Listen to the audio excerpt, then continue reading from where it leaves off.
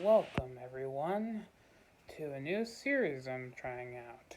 Now, as you know, if you watched the update video, well, the commentaries are gonna take kind of a hiatus until I can get a video editor. But because I should probably at least put some content out, I thought of a video series that probably doesn't need any editing. I hope not. Alright, I'm going to do a retrospective of a series. The series in question being Super Smash Brothers. Yes, that's right. I'm going to be talking about all 5/6, since I guess I'll be talking about both 3DS and Wii U semi-separately, games of the series.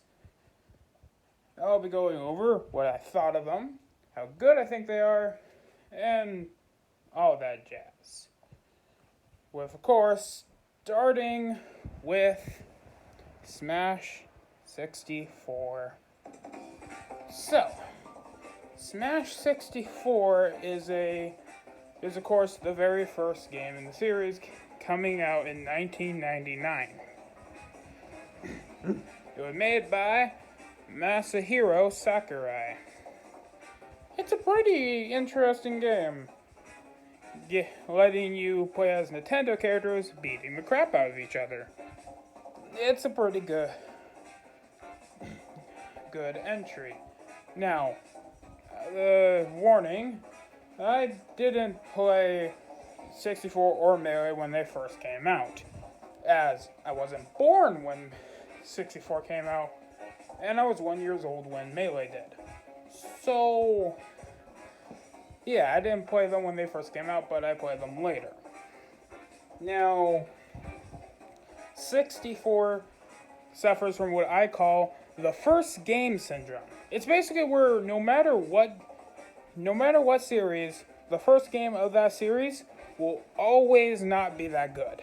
Well, it'll be good for its time, but if you're playing it again in the current year, yeah, it's going to suck.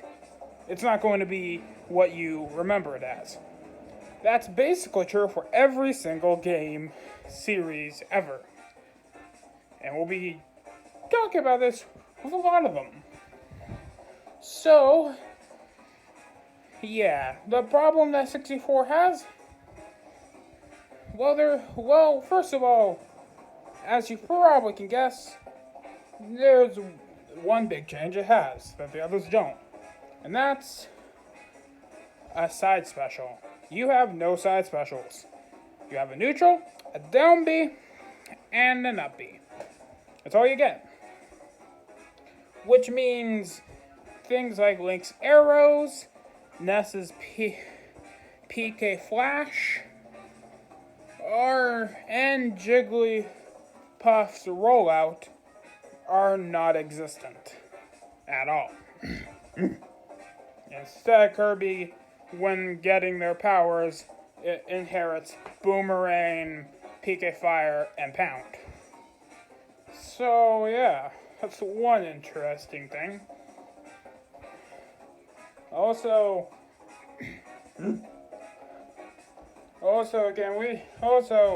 that's another thing. Now, technically speaking, Smash 64 was the very start of weird inclusions of characters.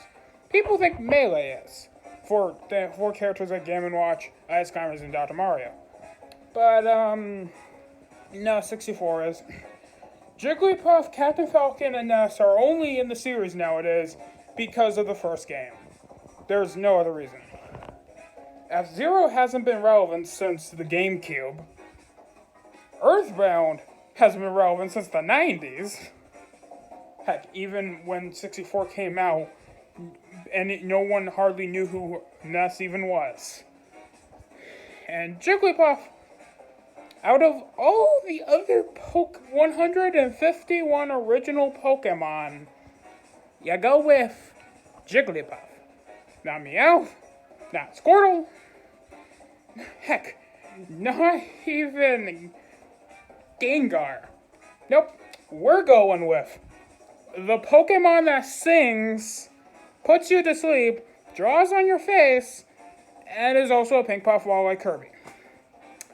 Yeah, it's a little strange, you know? Yeah, but hey, the 12 characters that are in the game are pretty good. They all play alright, except for Ness. Ness's uppy will forever be the worst thing in Smash history. Even worse than Jigglypuff in my opinion, because sure, Jigglypuff can't recover, and Yoshi also cannot recover that well. But Ness's recover, at least you know that. Ness's recovery is something you can recover with, but you can't if you are not good at it. So yeah, it sucks. So yeah, it's basically random chance if you get it to work. Alright.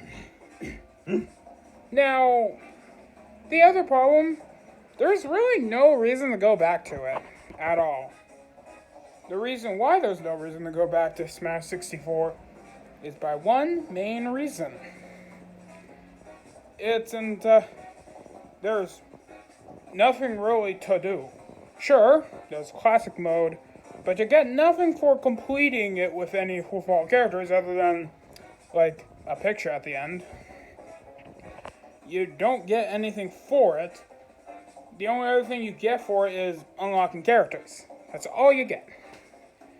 And once you got them all, there's not really a reason to play classic mode, and by extension, no reason to play the game. Though it did introduce one thing, making Metal Mario this cool thing. But yeah, basically, Smash 64 was a great series starter, but when you're comparing it to its successors, yeah, you really have no reason to come back to it at all. So that's why I give Smash 64 a 5 out of 10. Okay. Well, I think we all know the next game of the series being Super Smash Bros. Melee. Why, yes, it's a pretty interesting game, if I do say so myself. First of all, it's a massive upgrade from what 64 was. Instead of 12, we have like 26, I think? I don't know. I kind of forget some of the numbers. But what I do know is there's a lot. Though there are clones. Now, technically you could say 64 had a clone in the form of Luigi, but the Melee is where they really started existing. Because we got Dr. Mario, a clone of Mario, Pichu, a clone of Pikachu, Young Link, a clone of Link, Falco, a clone of Fox, and Ganondorf, a clone of Captain Falcon? Also, Roy has a clone of Marth. Yeah, there's one giant question here. Why the hell is Ganondorf a clone of Falcon? Yes, I too think the King of Evil fights like a racer. Why, yes, of course. Why wouldn't he? It's weird, and I might not be a Zelda fan, but even I think it's a little bizarre that that's a thing. Or the fact that it's never changed, really. Other than giving him a few new moves, he'll forever be Captain Falcon's clone for some unknown godforsaken reason. So, yeah. Alright. Now, I'm okay with clones. All in all, in fact, one of my favorite characters to play as is Pichu. The other being Ice Climbers. By the way, Ice Climbers and Game & Watch, of course, are what people normally think are the first introduction to weird picks. while I've already said how 64 technically really was that, they were still kind of weird. Ice climbers existing despite being only in the NES. And sadly, unlike future characters that would get a future character that appears in a future game that would get a game of their own, Ice climbers never did. So yeah, but overall the characters are pretty interesting. All 12 returned, and new characters were added. Peach, Bowser. It's all great. Also, we got the introduction of Fire Emblem in this series, which, man, later will be every Smash player's least favorite series to ever be represented. I'll talk more about Fire Emblem overrepresentation when back in the ultimate part of the video, since that's where it's really going to be a big part. But for right now, we have only two, Marth and Roy.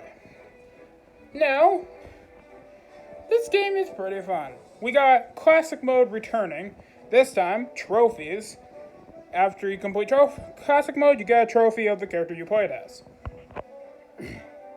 You also have collectible trophies to collect in like I think like a slot machine. You put a coin in, boom, you will get a trophy. Sometimes it'll be a new one, sometimes it'll be the exact same thing you already have.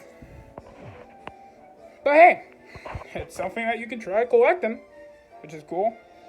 Well, there's also Adventure Mode. Basically, it's playing through a platforming kind of thing with your character. You go through all the stages, and if you're good enough, you fight Giga Bowser. Which is a new thing that the Mario series never, ever, ever, ever takes advantage of. It's a Smash exclusive thing because the Mario series said, you know that cool transformation Bowser has? Nah, scrap it. Instead, we're going to just have Bowser be big whenever he turns big and not the cool monstrosity Smash has. No wasted potential, but hey, that's okay. You also get a trophy for completing Adventure Mode with every character. Also, if you're really good in Classic Mode, you'll get to fight a new hand. There was Master Hand in the first one, and now there's Crazy Hand. But yeah, the last mode, which you get for unlocking every single character in the game, is All-Star. Basically, you beat up every character in the game and try to survive. That's basically a bit of it, and you get a trophy for completing every character in All-Star. So, yeah, there's actual reason to play the game. The stages, I think, are better. They're a lot more action-packed than 64's. But, you know, there are some lame ones. But overall, Melee is actually really good. But Melee suffers from another problem that some games suffer from.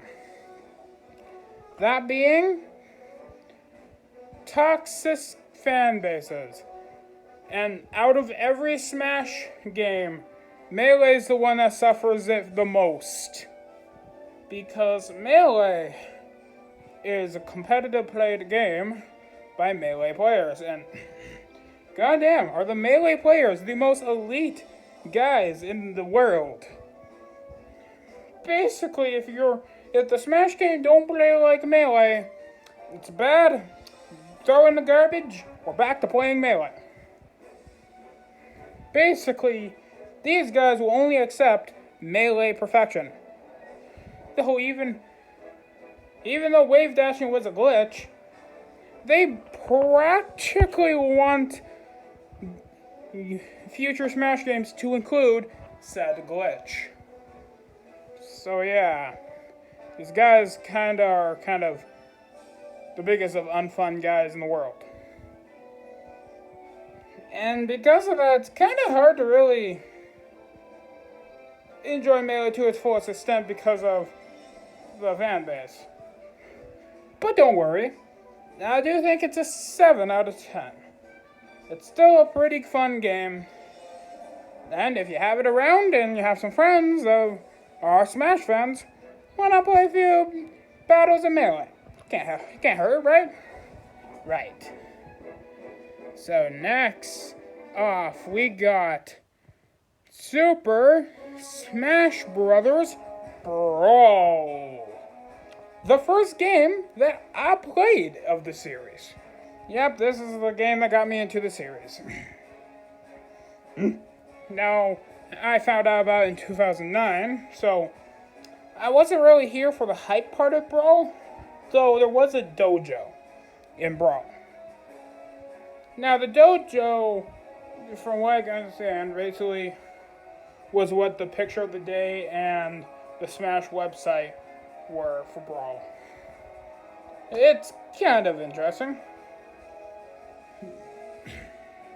Though trailers definitely didn't get that good at the moment.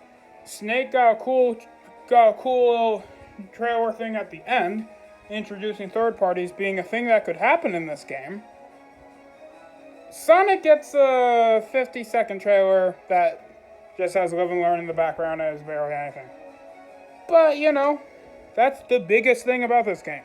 Snake from Metal Gear Solid and Sonic the Hedgehog are in Super Smash Bros. Two characters that are not Nintendo characters are in Super Smash Brothers. You could have Sonic and Mario fighting and beating the crap out of each other, which was a big thing. Goddamn, was it a big thing. There's not really much else to say other than it's a giant thing. And Snake was also a big thing, being the fact that, sure, while he had like a few games on the NES, the version they used was the Sony version. And that's what's big.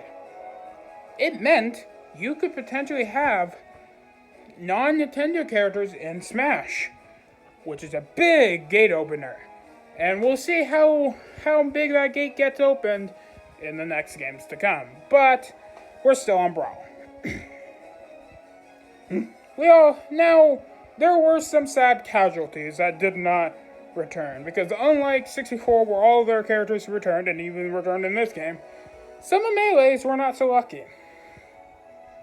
Casualties included Dr. Mario, Roy, Mewtwo, Pichu, Young Link, and I think that was all, unless I'm missing one. But I think that was all that weren't in the game. But hey, we got some newcomers. We got Lucas, which is the weirdest damn thing I think I've ever seen.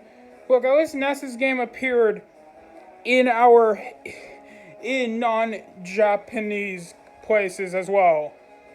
Did you know that Earthbound is actually called Mother in Japan? And Lucas's game is called Mother 3. Not Earthbound 2. That's because Mother 3 has never been localized, even now. So why the hell is Lucas in this game? It's so weird. Sure, Fire Emblem had the same thing. But here's the thing, at least Fire Emblem eventually got games to be in our countries and started remaking games, or heck, even recently localized the game. But Mother 3, Brawl came out in 2008. And Lucas has been in the series for a while now. Even being DLC in one. Yet, well, Mother 3 is still Mother 3, not Earthbound 2. So, yeah. Who knows if we'll ever get Mother 3? Right now, I think that's gonna be a thing that people probably never get. But, hey, we also had Rob the Robot. We had lots of weird. We had Olimar Pit, which at the time was a weird choice because he only had an NES game and a Game Boy game and was a trophy in Melee. So, Bit was a weird choice.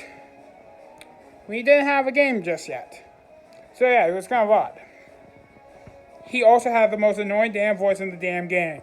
The fight is on! The fight is on! God damn, he's the most...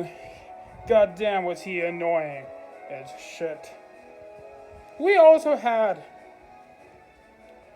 the introduction of Final Smashes. That's right. Actual super moves for characters.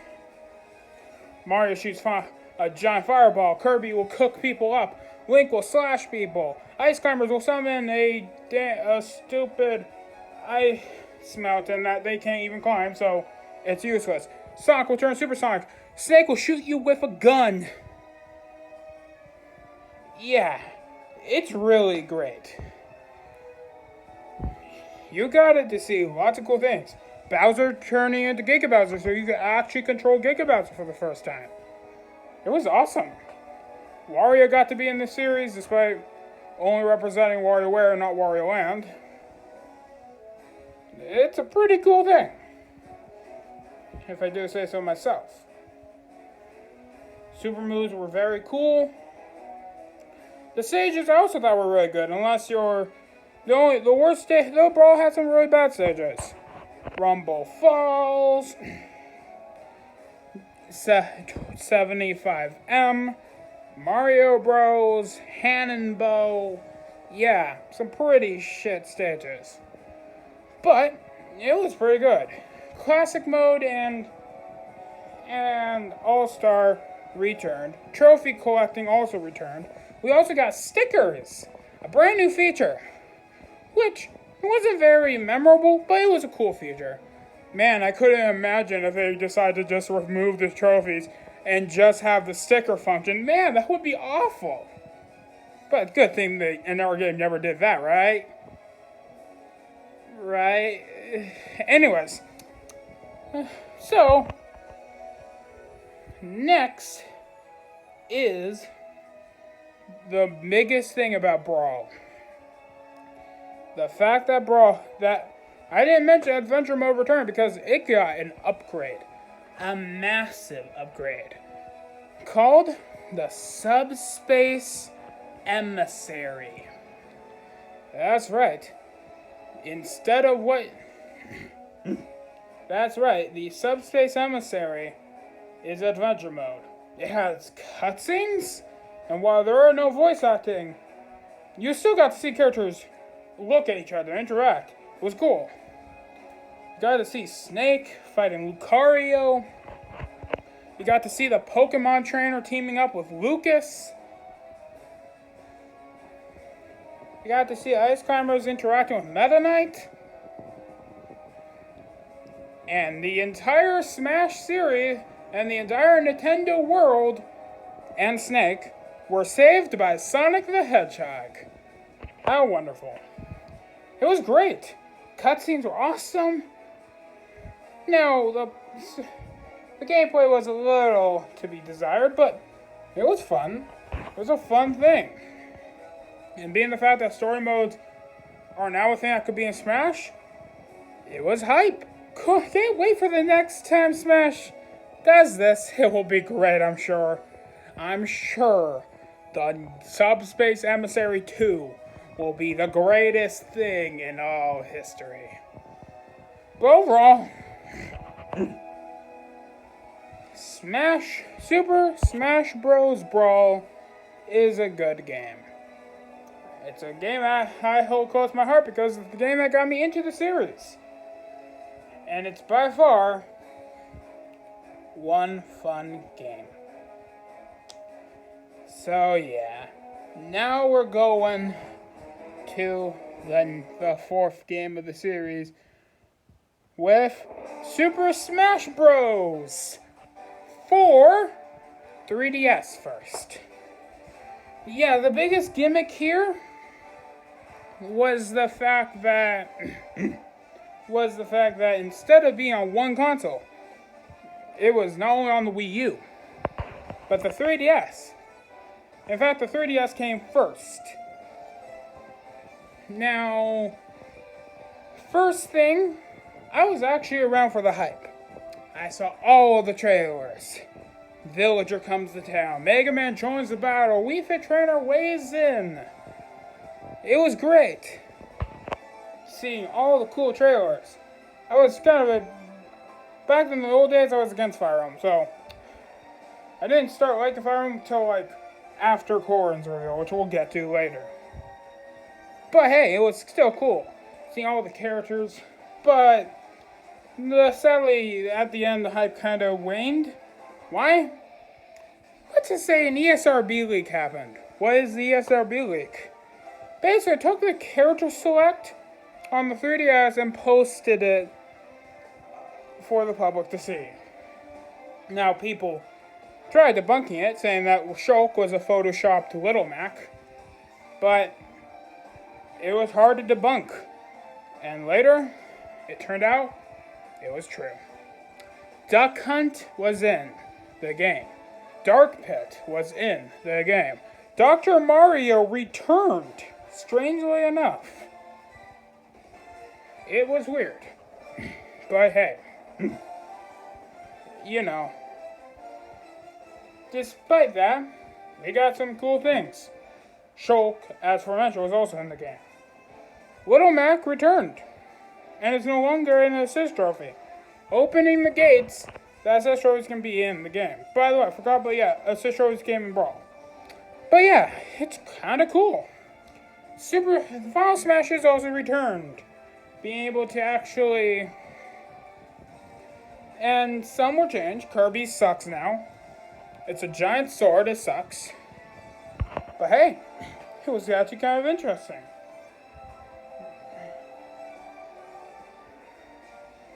Yeah. Also, Luigi finally got a Final Smash that also didn't suck ass.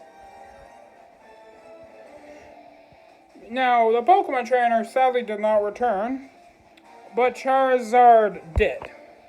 And Charizard got the Final Smash Mega Charizard X. Pretty cool. Now, sadly, I kind of call the 3DS a paperweight. Why? Well, first of all, no one even remembers it was on the 3DS. And second of all,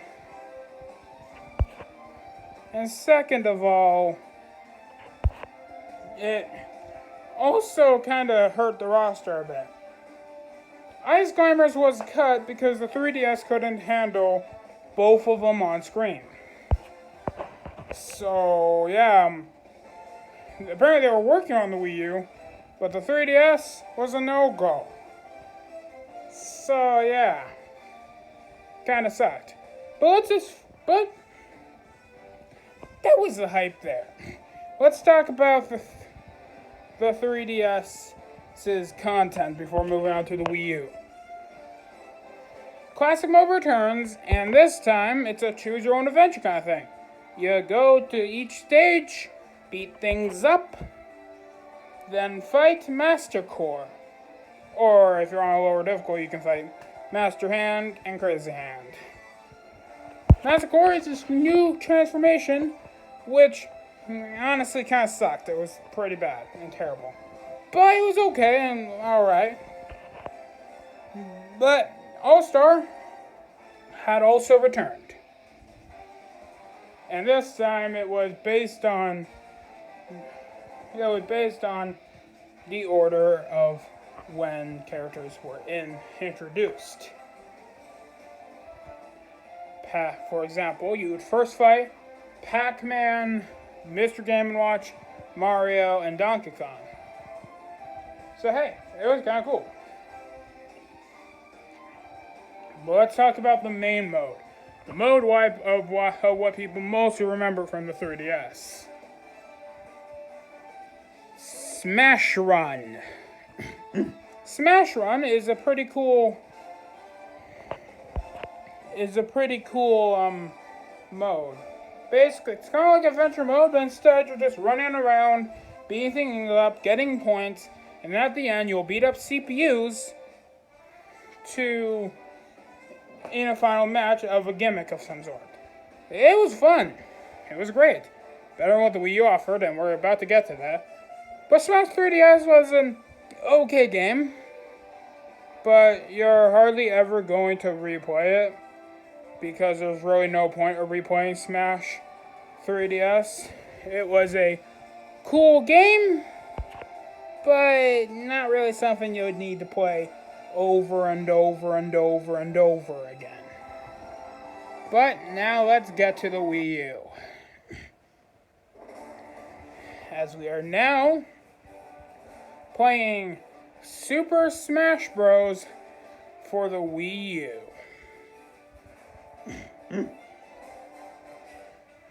Now, obviously this is the better game to play. At least multiplayer it is. Sadly, its in content kinda sucks ass. First of all, let me just break the elephant in the room. If you were thinking that the mode that replaces Smash Run was Subspace Emissary 2, no, it's not. Sakurai really did not like how people would upload the cutscenes of Brawl online on YouTube. So much so, he decided to just exit completely from the game. So no more interactions. Nothing. Instead, we get Smash Tour, which is Mario Party meets Smash, and it's kind of a game you only play 3 times just to get Pac-Land and never again. It's not a fun mode. It's just kind of there. Now, there is also Classic Mode, which also sucked. Because this time you moved, instead of there being the Choose Your Adventure thing, it's kind of similar, but you go and,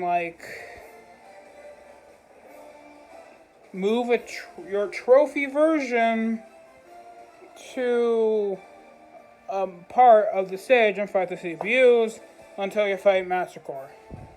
Also, another new mode Wii U introduced was 8-player Smash. A really fun, hectic game mode. Really fun. Overall, Wii U was definitely something a lot of people liked. Now, sadly, the game was alright. Oh, also, I forgot to get Brawl's score. Brawl was, an 8 out of 9. An 8 out of 10. Anyway, back to Wii U. Wii U is a pretty good game. But now we're getting to the DLC. The DLC for the game gave us Mewtwo, Lucas, and Roy's return, as well as Ryu, Cloud, Corrin, and Bayonetta. Now, first of all, Mewtwo, Lucas, and Roy were all characters people wanted to see come back. They were all fan favorites. Even if I don't understand why people want Lucas when, no one can play his game, but except for Japanese people, but okay. Roy was someone people wanted back, but was kind of into the problem that Smash 4 was kind of giving up.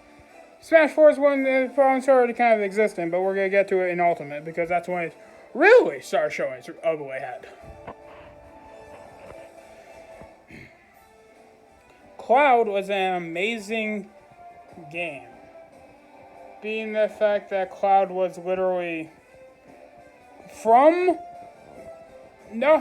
least Snake had games on the NES. Cloud was a strictly only PS PlayStation guy. So seeing him was amazing. He was definitely cool. Bayonetta won the ballot, or at least what we thought. We thought later we found out Sora did, but Sora couldn't happen because of Disney. But Bayonetta eventually did win. And it was quite cool. She was okay. Too bad she was also the most broken character in Smash. But you know. To be fair, every game except for Ultimate and 64 had a broken character. Melee had Fox, Brawl has Meta Knight, Bayonetta had... Smash 4 had Bayonetta. But yeah, it was cool. I think Smash 4 is okay, but same with Smash 64. You have no reason to play Smash 4 at all. Because the next game we're going to be talking about it overshadows the shit out of it. I give Smash 4 Wii 3DS a 5 and Smash 4 a 7. Now it's time for the game that everyone loved. It's time for Super Smash Bros. Ultimate. The game everyone knows and likes. Now let's just talk about that. Now first of all, it was amazing. The very first newcomer that was introduced was Inkling. And that's when we knew Smash Bros. Was coming back to Switch. We didn't know the name yet. But then that fateful day of 2018, E3, we got the greatest trailer of all time. We got the confirmation that everyone is here. Every character from the previous 4 games are in the game now. Every single one. We now have two Marios, 3 Links, lots of characters. Snake is back. No one thought Snake was coming back.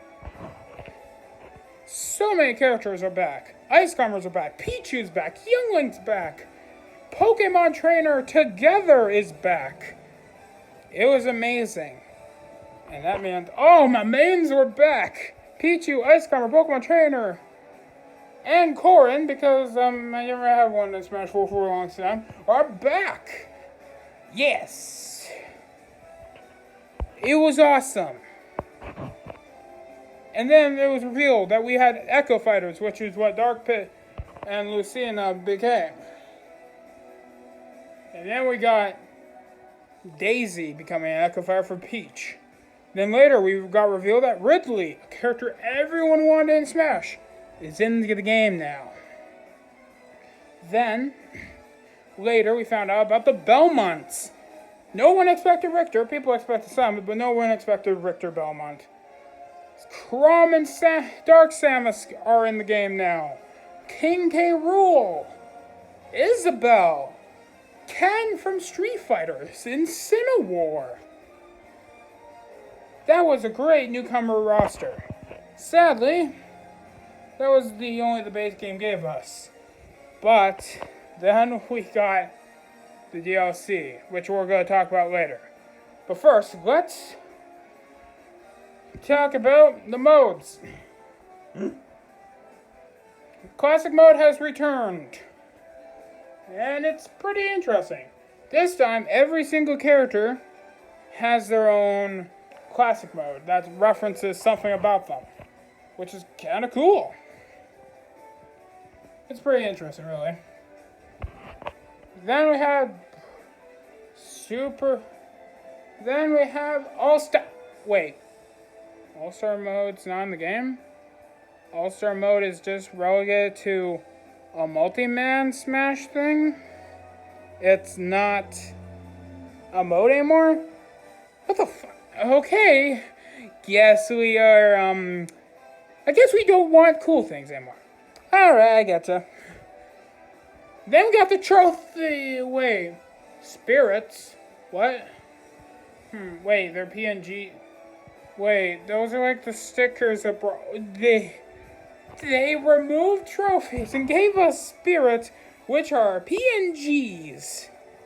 Yes, they did, and it's quite a travesty, if I do say so myself. It's really lame. You have no reason to get them, and sure, you get a fighter spirit for the trophies, but sadly, unlike normal spirits, the fighter spirits that you get after classic mode don't do shit. So, yeah, and not only that, but you don't even have to complete classic mode to get them because you can just buy them at the store. So, yeah, there's really no point.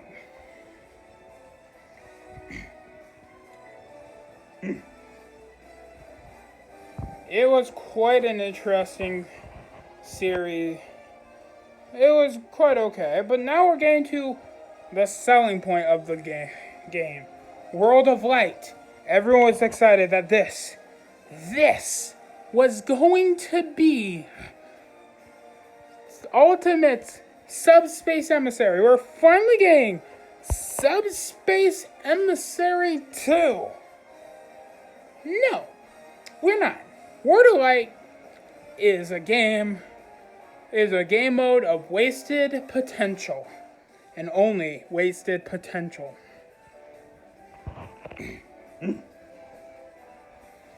That cool trailer that they showed introducing World of Light with the cutscene and the voice acting, it's not only is it the very first cutscene you see in the game boot up, it's also the only relevant cutscene to really look at. There's other cutscenes, but they're barely anything, and there's barely any of them. So, yeah, it's kind of lame. Not only that, but while the story itself seemed interesting, every single character of ever getting wiped out except for Kirby seemed like an interesting idea. The gameplay, instead of it being a platformer, it's just battles with special effects. Things that can be just kind of turned off if you have the right spirit for the occasion. If you don't, it's a pain and agony to actually complete. It literally is painful and tedious. I haven't completed it yet because I barely are finding time to really want to complete it, because what's the point in completing the game? There really isn't. It's kind of lame and sucks. It sucks. Gleam and Darkon are kind of lame too. The only thing that makes me wish we had actual cool cutscenes are the DLC trailers that literally show references to World of Light, which makes me think of what could have been.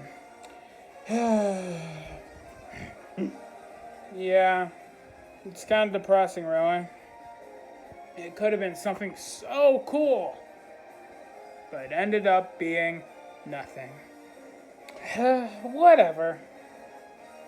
We got the DLC for Smash Ultimate.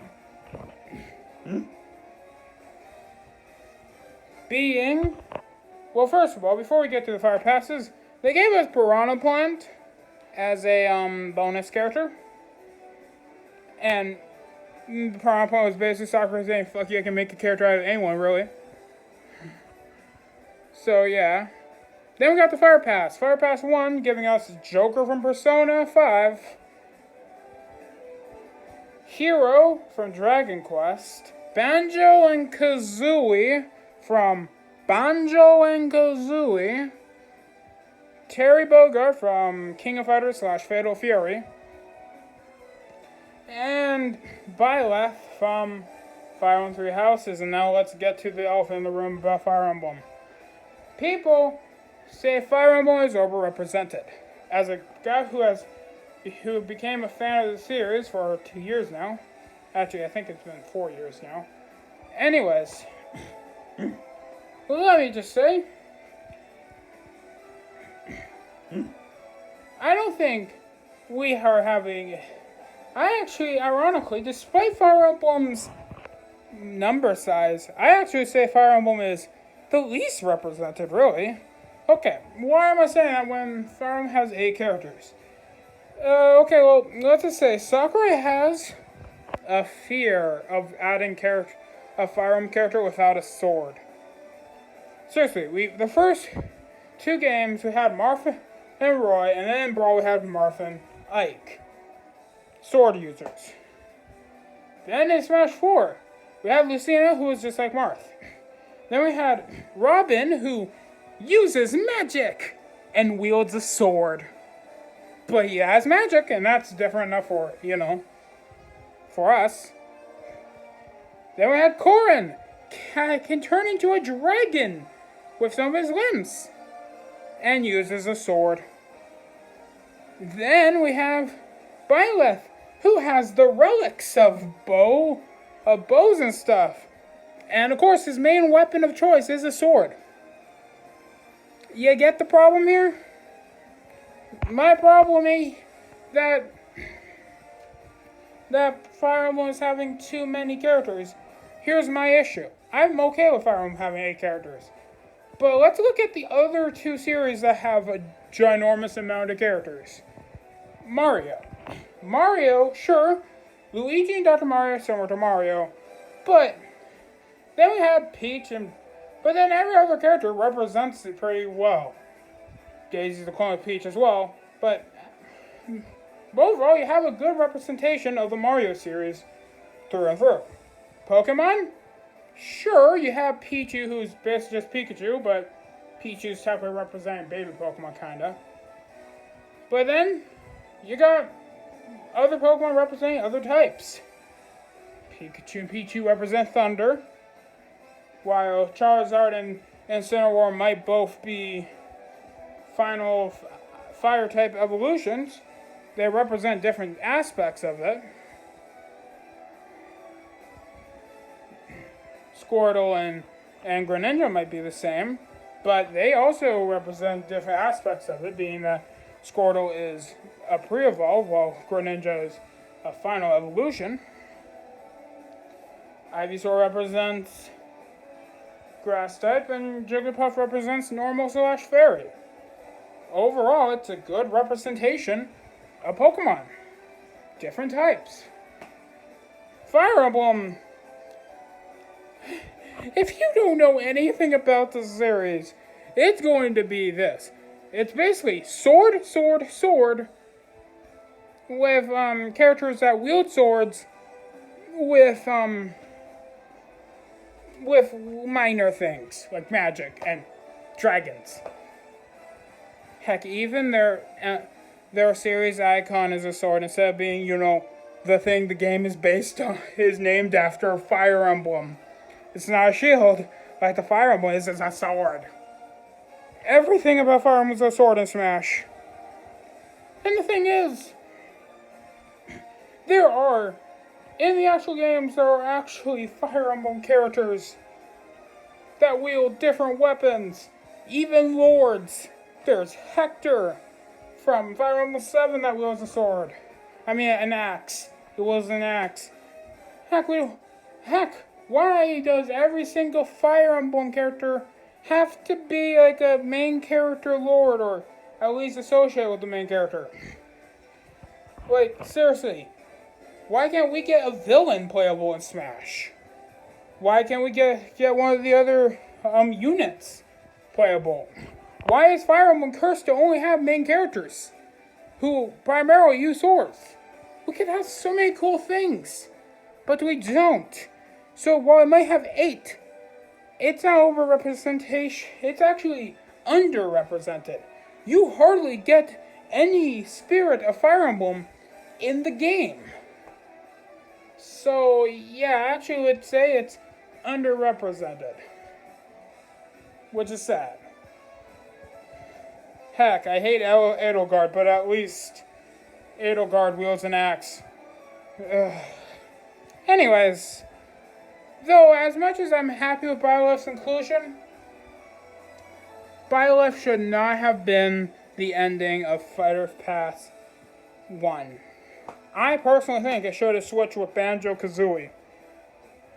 Really. I honestly think it should. Because Banjo-Kazooie was excitement. Byleth really should have just been in the middle. But it wasn't. But then we got Fighter Pass 2, which gave us Minden from ARMS, Steve from Minecraft, Sephiroth from Final Fantasy VII, Pyra and Mithra from Xenoblade Chronicles 2, Kazuya from Tekken, and Sora from Kingdom Hearts. It's pretty good. First of all, unlike Byleth, we actually had a good ending with Sora. And we had some pretty good things. Square got a lot of representation in this series, which is kind of weird. But overall, I actually thought it was kind of interesting. Kind of how good.